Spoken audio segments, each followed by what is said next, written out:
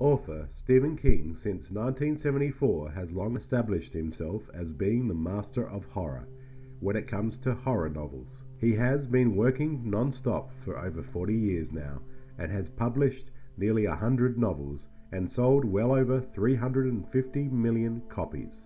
Carrie was the first of his novels to be adapted as a film. There have been great adaptations, some not so great. Stephen King even directed a film adaptation of one of his novels, Maximum Overdrive. This, however, would be his first and last role of director. One thing I love about his books is his attention to detail, especially in his characters, even the lesser characters. This is what makes his books, and he has always come up with his ideas for stories from his deepest, darkest fears. With the release of the film It this year, I thought it was very timely to have a look at the 1990 two-part miniseries adaptation of It. It is the 1990 American-Canadian supernatural horror drama miniseries, directed by Tommy Lee Wallace, adapted by Lawrence D. Cohen from the Stephen King novel of the same name. There are some solid performances from actors Richard Thomas, John Ritter, Annette O'Toole, Harry Anderson, Dennis Christopher, Tim Reed, and Richard Masur as the 7 members of the Losers Club.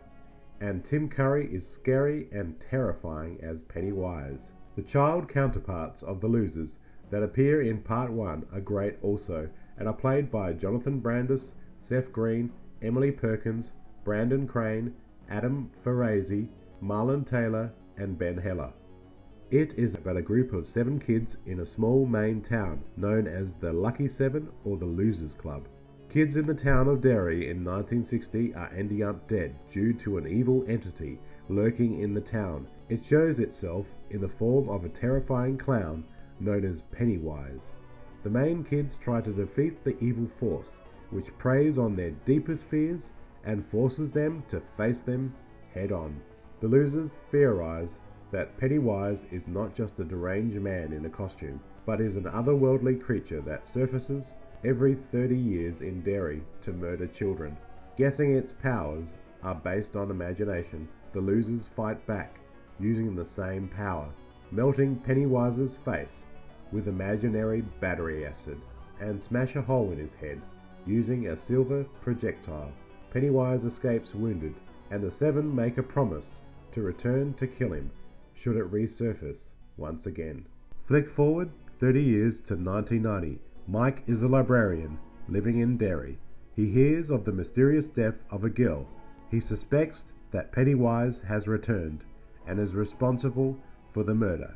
Mike contacts the rest of the Lucky 7 and summons them back to Derry to fulfill their vow once more to defeat Pennywise. They reunite, and the past friends face the evil one more time. Given the length of King's novel, which runs 1138 pages long, a great deal of material had to be left out of Cohen's adaptation, including subplots concerning the personal lives of the adult characters.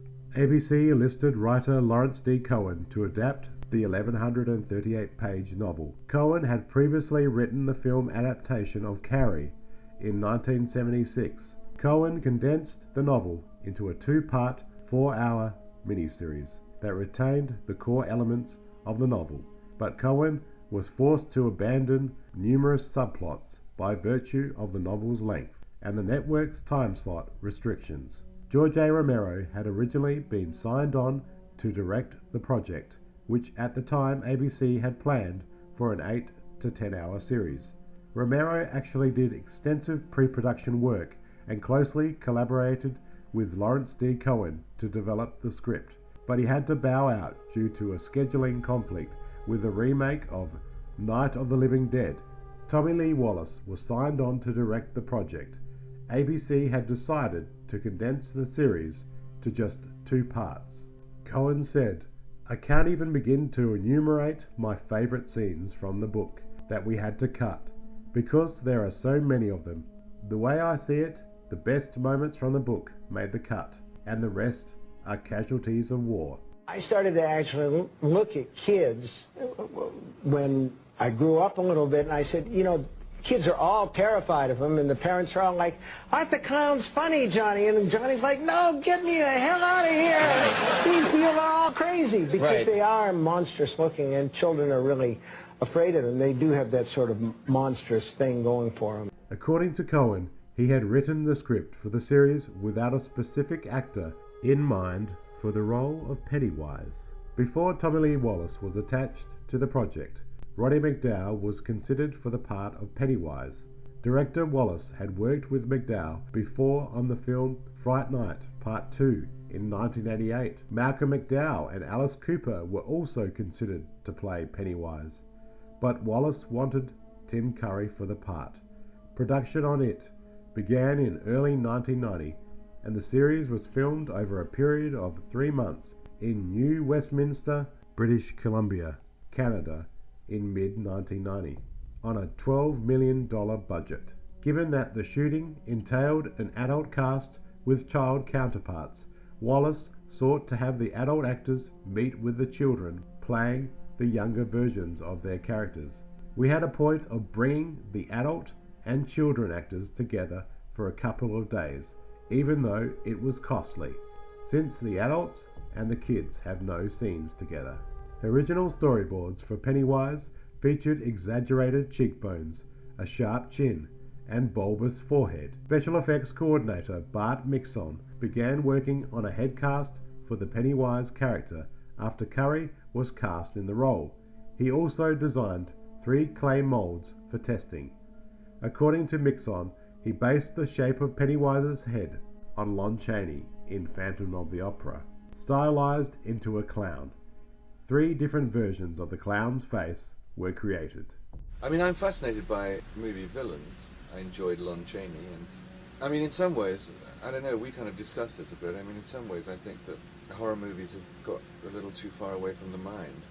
We have a much more prosthetic version of this makeup, which was very scary looking and beautifully executed, but did too much work by itself. And I personally think that what is most horrifying is the moment of decision behind somebody's eyes when they decide to kill somebody, rather than a pint of blood and a pound and a half of Lotto. Which is not to say that all of this isn't useful. I just think that it's, myself, to a certain degree, that it's kind of taken over, and, you know, one sacrifices the human element at great risk.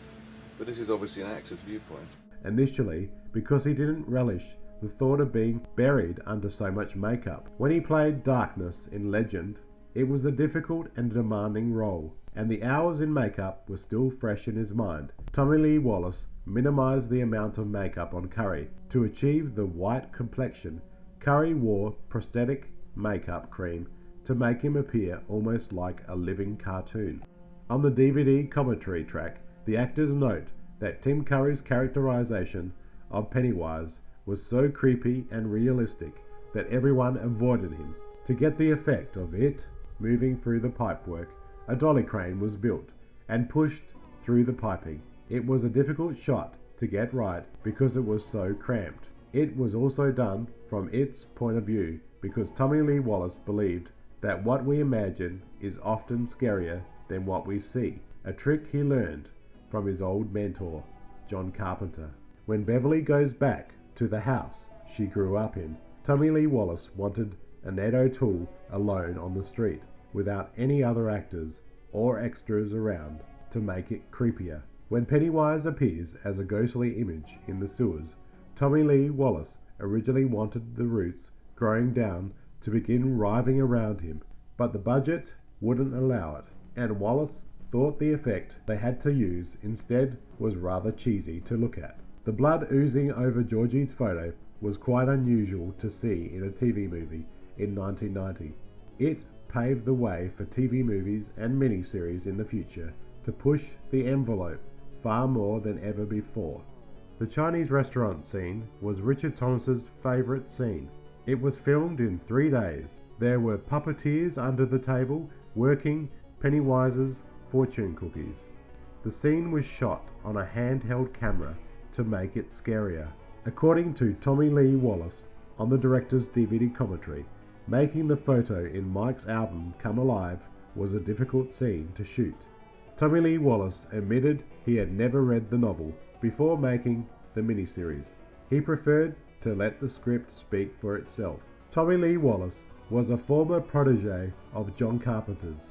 It pays homage to Carpenter films like The Fog and Halloween. The night guard in the asylum is called Kuntz, named after Stephen King's rival author, Dean R. Kuntz. When the balloon bounces away from Beverly outside of her old house, it was being reeled in by a pulley and a fishing rod from down the street.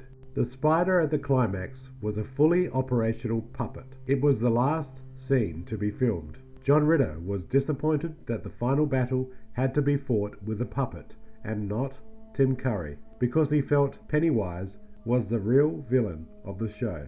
The spider figure in the conclusion of the series was hand-constructed by Mixon and his art department. Wallace recalled of the spider, "We laboured long and hard designing a spider that was very beefy and muscular, almost reptilian in appearance.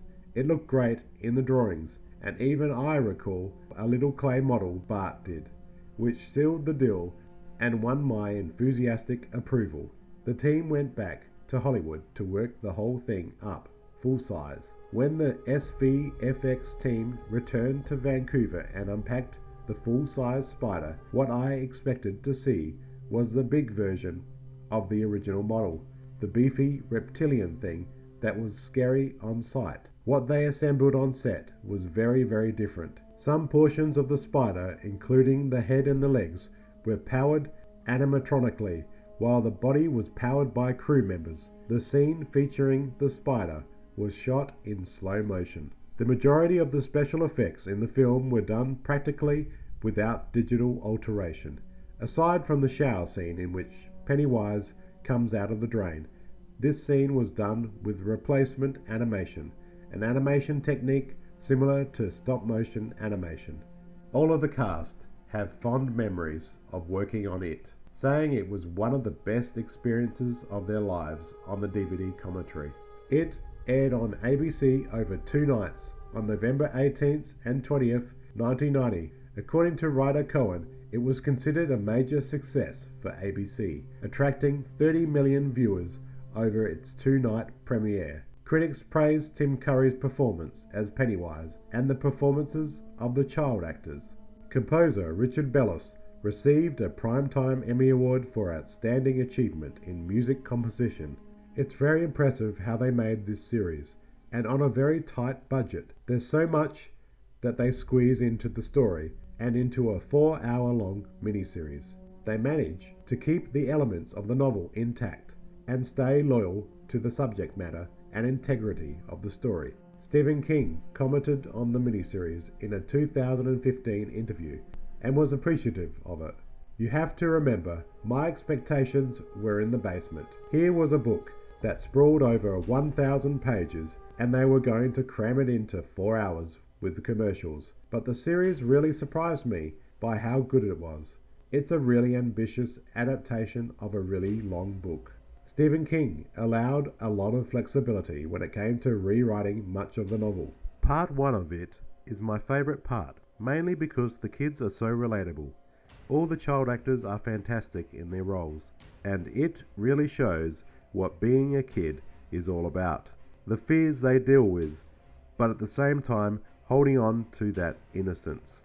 Part 2 is good, but not as engaging as Part 1. Part 2 deals with the kids who have grown up as flawed individuals, mostly because of the fears they've held on to since childhood. The adult actors are engaging.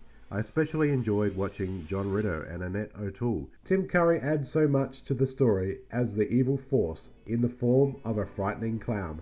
The biggest letdown of Part 2 is the lackluster special effects, especially the animatronic and stop-motion effects of the giant spider.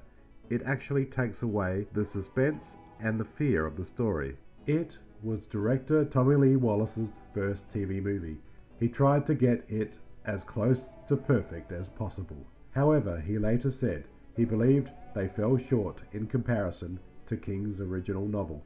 He was very disappointed with the ending and thought they could have ended it a lot better. With the film version of it coming out this year, I'm sure it will be a definite improvement on the miniseries. I hope the integrity of the story and characters is kept also. My name's JonnyBaak. Thanks for watching. And if you enjoy this video, please subscribe if you haven't already.